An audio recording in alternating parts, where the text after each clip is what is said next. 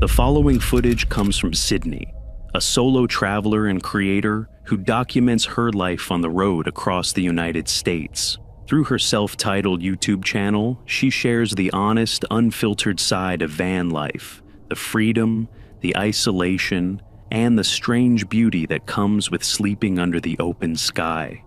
But during one quiet evening in Tennessee, her peaceful trip to a familiar, peaceful campsite instead turned into questioning everything she thought she knew about being alone in the woods. So, I am in the middle of Tennessee. I left Nashville about an hour ago, and I'm making my way to the campsite that I stayed at the very first night that I camped out by myself. It's early evening when the video begins. Sydney has just left Nashville and is driving back to a small campsite tucked deep in the Tennessee wilderness. The same spot where she first camped alone at the beginning of her journey. It's a place that feels familiar, even safe.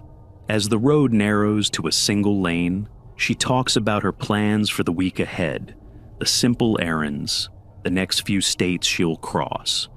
It's an ordinary travel day, quiet, calm, and full of that particular stillness that comes before sunset. This looks a lot different than the last time I came down here. There's nobody here. I'm gonna get out and take a gander and make sure everything's like safe, and I might drive down there, but I might take the top spot too. I don't know yet. Yeah, I think I'm gonna come down to this spot. I'm so glad it's open. When she arrives, the site is completely empty. Just her, the trees, and the sound of running water nearby. For a solo traveler, it's perfect. Or at least, it seems that way. She sets up camp, talks to her viewers, and starts preparing dinner.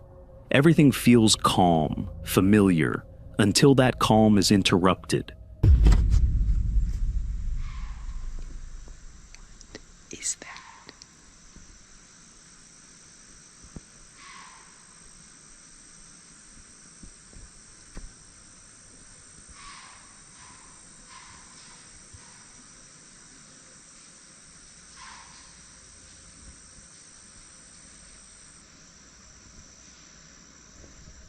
A low, guttural noise drifts through the trees, distant, but close enough to freeze her mid-sentence.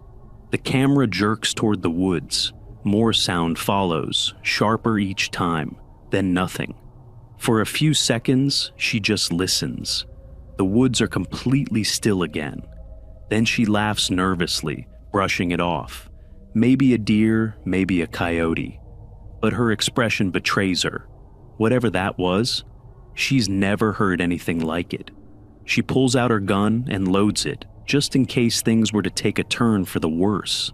She quietly starts packing. Dishes, food, gear, all moved closer to the car. If something happens, she wants to be ready to leave at a moment's notice. I packed all my stuff up so that if I do need to like just close this, I only have this to move, but what if it was Bigfoot and that was like a deer that he was eating and it was like making noises because the deer is scared? That was so weird. I heard it move too. It like moved from like there to over there. The rest of the night, she tries to stay calm. She eats, films a few more clips, and talks about what she heard. Part joking, part uneasy. Maybe it was an animal, she says. Maybe Bigfoot. Maybe nothing at all. But even as she crawls into bed hours later, the tension never really leaves. The camera fades to black, and the next morning's clip shows her smiling again, tired, relieved, and ready to leave the campsite behind. Whatever made that sound never appeared on camera, but the unease that followed stayed with her, a reminder that the quietest forests often hide the strangest things.